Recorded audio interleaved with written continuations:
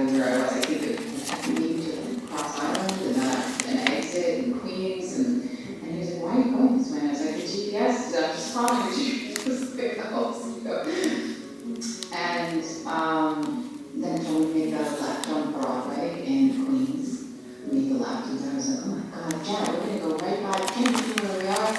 It's getting right to the neighborhood where parents were first and how what do you get from having this business?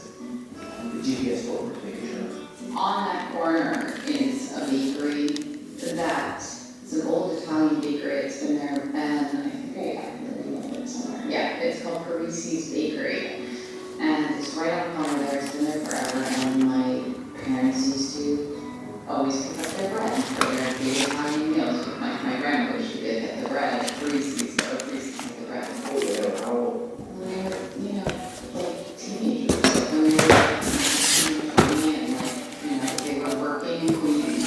My dad was freaking out, and so I pulled over and I said, Dad, why don't you get a loaf of bread? And he jumped out of the car and he went and got the loaf of bread and some cookies from my mother. And you drive on. And the GPS heads are up and right past the